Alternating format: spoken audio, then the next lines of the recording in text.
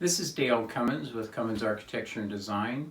Today, we'd like to go over some of the basic questions that we receive from our potential clients that call into the office. I have a list of items here that are frequently asked, and we will go through them one at a time. Hopefully it'll be helpful, take care of some of the mystery about what it's like to work with an architect, or at least our architectural office. We happen to be a family-owned business, and we do small-scale projects. We can do large-scale projects too, but a lot of remodels and small additions. So what happens a lot of times is when someone calls in, like yourself, one of the first things they want to know is there a fee for the initial consultation? And typically we do not charge for the first consultation, particularly if it's over the phone or if you come into our office. So we're glad to talk to you about any potential projects without any strings attached for your first meeting. If you decide you'd like to get started and have us come out to your job site, we'll be happy to do that. We typically charge about $500 for a field or site visit. That covers our basic cost, and we apply that to your project if you decide to move forward with us. The next question that comes up quite often is, what should we bring to our meeting? And as an architect, what I like to see, and this is kind of a loose list of things. You don't have to have all this, but it's nice to have. So the more of it you can put together, the better it's going to be. So if you have site, size, and dimensions, even if it just came off of the property assessor's map or the appraisal map, even if it's 8.5 by 11, that's great. It all gives us a little bit of information that we can work with to start developing your project. We like to see the APN number, which stands for Assessor's Parcel Number, because with that we can actually get a site map. So if you don't have a site map, don't worry about it, but if you do, bring it along. We like to see photographs of the overall property, photographs of the area involved, particularly if you're going to do an interior remodel or an addition, say to the back or the side of the house, those areas that are affected. Make sure when you take photographs, take them far enough away so we can see the entire structure, so we get a feel for what's going on around the property. Of course, we're going to get into this in more detail when we come out and do a site field visit and get the actual dimensions on the property. I'll explain that a little bit further here in a minute. If you have any city handouts, that's good to bring with you. Lots of times people will go and do preliminary inquiry at the planning department just to see what the restrictions are for the property. It's nice to know what the zoning is for your property. It's very easy to either call the planning department or go see them. They have planning maps that will tell you whether you're in a residential zone, R1, R2, a multi-residential or commercial property. In fact, recently we've even seen some projects that are rural residential, which allow you to put commercial facilities within a residential zone. It's called rural residential. That's in San Bernardino County in particular, but all the counties actually have those particular requirements in their planning packages.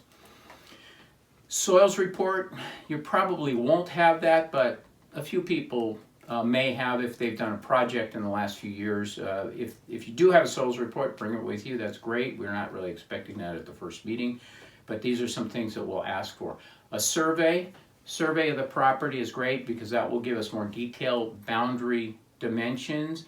It also might have the topographical layout, which is the contours of the property. We like to see that. That's really helpful.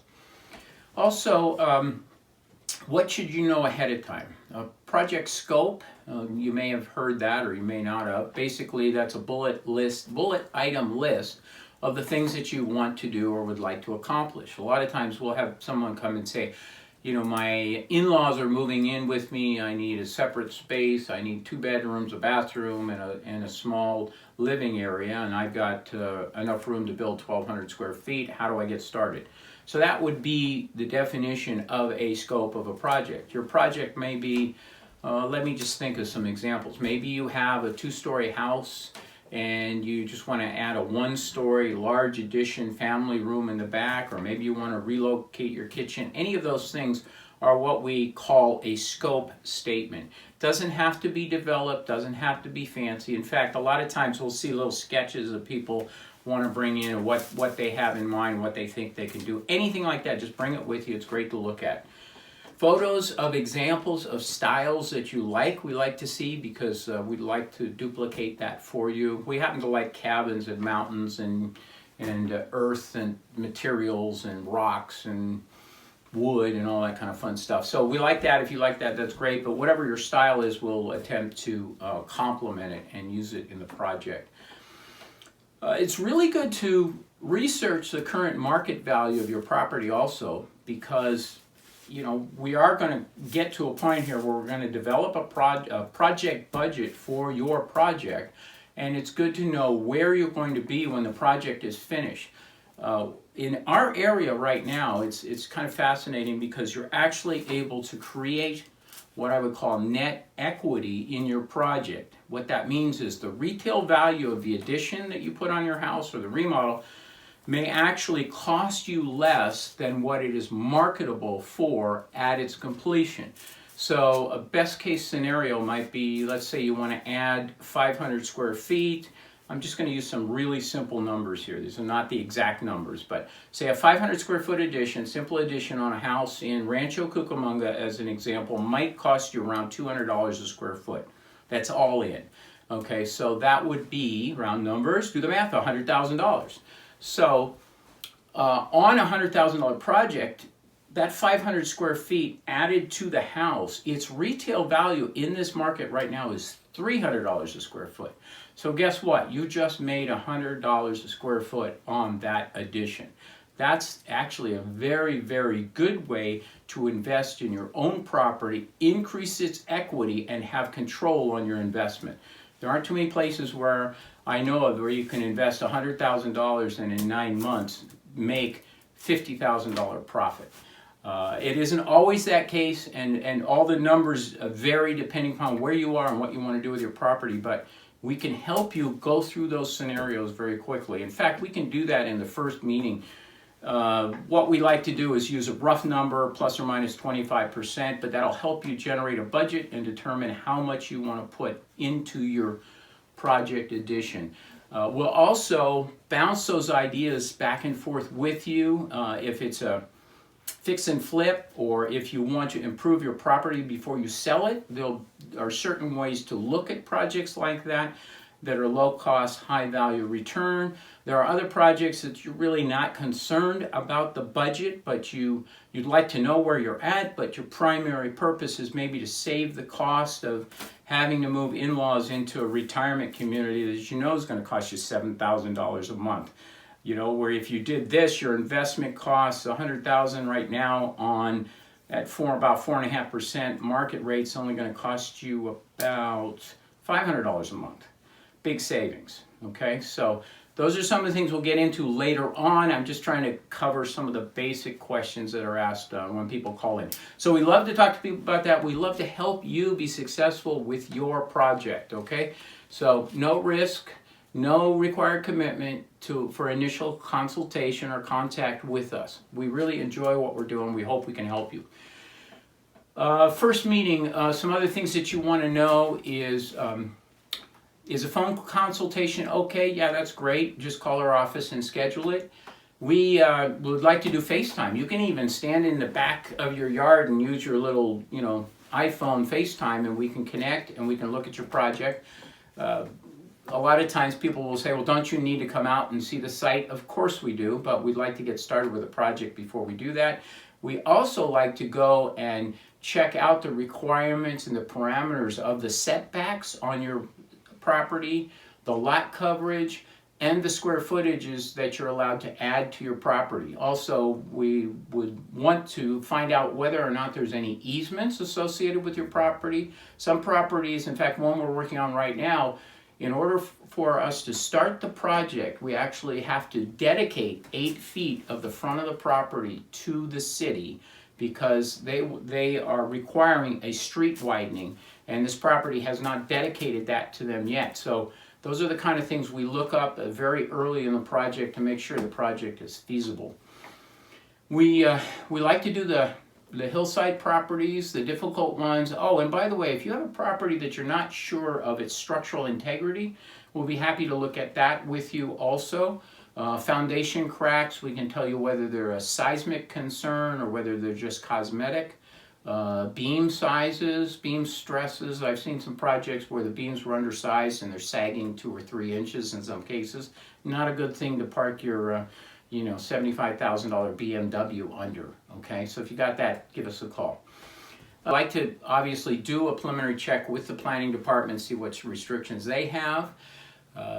You can send us photos if we're going to do a FaceTime or if we're going to do a phone consultation. We can also, because we have a satellite in the sky which is called Google, we can actually Google your property and get a lot of good basic information for initial consultation. Also, I like to stress the idea that we will cross-check the value of the project with your property values and with the market values in the area. Another thing that often comes in questions is what should we ask the architect, or what, if we're going to meet with somebody new. One of the things that's very important is to make sure they're a licensed architect, that they are currently registered in California, which we are. Ask them or check with them about their availability of the project. Also, it's very important to ask, are you going to be working directly with the architect on the project, or are you going to pass this off to someone else? Because we're a small office, being the senior architect, I will be working with you on the design of all the projects that come into our office. Another good thing to ask is do we have some examples, or where can we go to see some of the work? In our case, we have lots of projects of all different types and sizes on our website at CummonsArchitecture.com. You can take a look at those. Then in addition to that, when you come see us, we have other projects that we can pull out specifically that would be similar to your type and size of projects. Right now, we have on the boards projects everywhere from an addition that's about 200 square feet with a little remodel, all the way up to a 10,000 square foot custom home, and pretty much everything in between. We've even done a project in the past where we actually added a basement to an existing 2-story structure. And as far as I know, it's still standing, so that worked out pretty well. So when you come see us, one of the things I always like to do is ask somebody if they like to have basements or attics. And the reason that's so much fun is because basements and attics are not taxed if they're not conditioned. So you can get some free storage space out of the project if it lends itself to that. A lot of people think that putting a basement in California could be a problem because of earthquakes, but if you've been downtown lately, you can check and see there's many multi-story office buildings in downtown Los Angeles that have maybe 5, 6, 7 stories of parking below grade. So obviously, if they are developed structurally sound, it's no problem to put a basement into a project. So that's just a fun little thing. If you have an interest in that, let us know. So be sure to check us out on Cummons Architecture and Design on our web page or our Instagram site at Cummons Architecture. Thanks for checking in. Hope to talk to you soon. Have a great day.